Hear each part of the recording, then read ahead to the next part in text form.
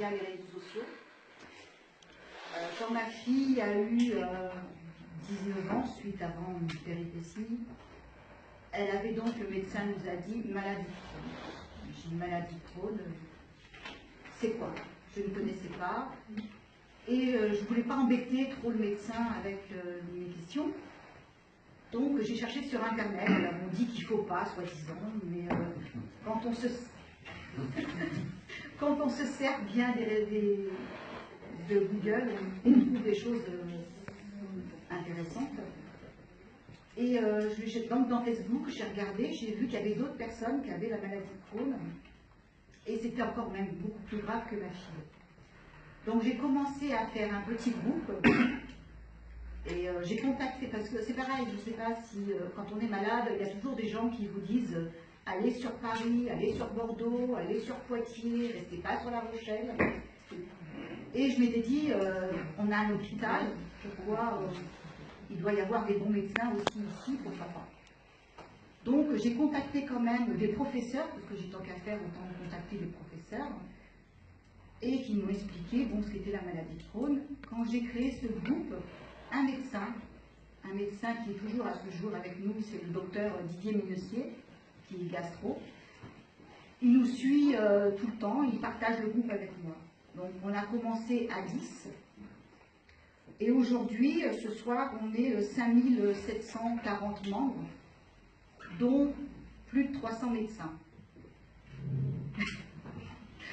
Donc on a énormément de médecins généralistes, des gastros, des kinés, on a pas beaucoup de monde.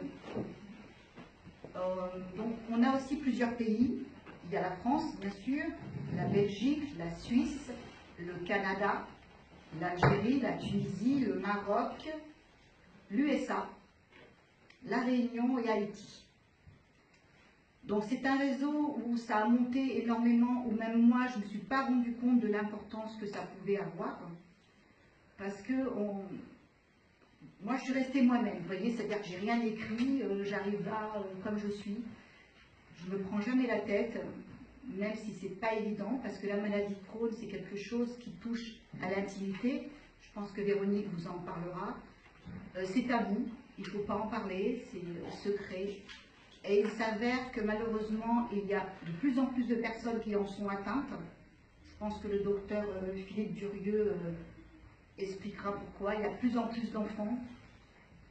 Les causes, voilà. Donc, à la suite de tout ça, quand le groupe a pris de l'importance, j'ai préféré le mettre en association, puisqu'avec nous, je vous expliquerai aussi pourquoi il y a autant d'élus. Beaucoup d'élus nous ont suivis, beaucoup de médecins.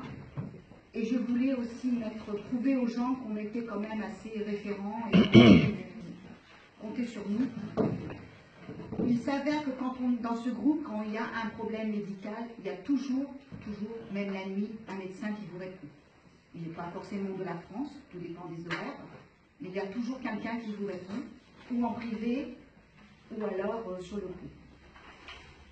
Il m'arrivait moi-même, avant d'aller aux urgences pour un oui ou pour un non, comme malheureusement aujourd'hui ma fille a des soucis là ce soir, je sais que lundi matin le gastro va la recevoir, ce qui est quand même quelque chose de, on va dire que c'est une fierté d'avoir été reçue aussitôt, et c'est important. Voilà, donc je ne vais pas m'éterniser sur moi-même, mais je voudrais laisser la parole à Véronique Pouvreau, qui est quelqu'un, je voudrais quand même préciser que Véronique, pour ceux qui sont au Pilboro, elle a fait des choses importantes sur la commune par rapport à la maladie de Crohn, avec une association nationale. Elle a apporté beaucoup, et c'est pour ça que je tenais qu'elle soit présente avec moi par ses connaissances. Voilà, donc je laisse la parole. Merci Martine. Donc j'étais en fait ex-représentante Poitou-Charentes de l'AFA, l'association française aux petits. Donc je vous en parlerai plutôt en fin de réunion. Pour l'instant, je voudrais juste savoir, est-ce qu'il y a des gens ici qui ne savent pas ce que sont les MICI? Voilà. Alors aujourd'hui, on parle des MICI, ce sont les maladies inflammatoires chroniques de l'intestin. Mais c'est important parce qu'en fait, de plus en plus, on parle des MICI. On ne parle pas de maladie de Crohn ou rectocolite hémorragique, on parle des MICI, dont les deux principales maladies sont effectivement la maladie de Crohn et la rectocolite. Donc maintenant, deuxième question, est-ce qu'il y en a qui ne savent pas ce qu'est la maladie de Crohn ou la rectocolite hémorragique? Est-ce qu'il y en a qui sont venus juste par curiosité pour dire tiens, on va voir ce que c'est? Bien.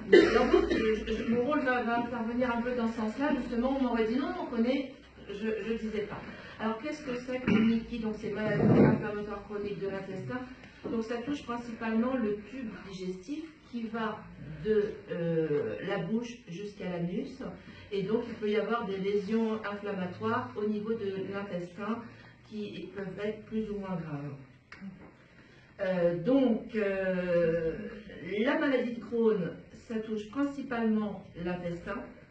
La rectocolite hémorragique, c'est plutôt au niveau du rectum. Donc comment on les caractérise? Donc effectivement, comme je disais, ce sont des inflammations chroniques donc de ces parties de l'intestin ou du rectum.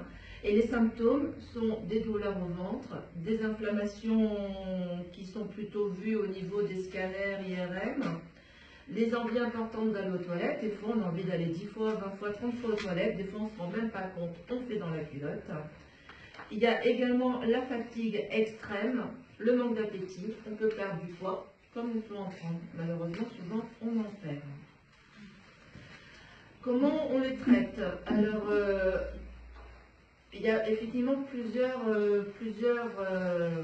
traitements qui peuvent aller d'un petit, ce qu'on appelle tous les ASA, c'est des traitements qui terminent par le mot ASA. En fait, c'est comme, on va dire, un Doliprane pour mal à la tête, mais c'est juste pour essayer de calmer un petit peu ces inflammations. Puis après, on a tous les autres traitements. Alors, je ne les ai pas par cœur, mais il y a les biothérapies, par exemple, parce que je ne vais pas vous donner le nom des médicaments. Donc il y a les biothérapies, il y a la cortisone qui peut aussi soulager. Les immunomodulateurs ou immunosuppresseurs, effectivement, c'est la même chose. La biothérapie, donc, et je crois que j'ai à peu près fait le tour.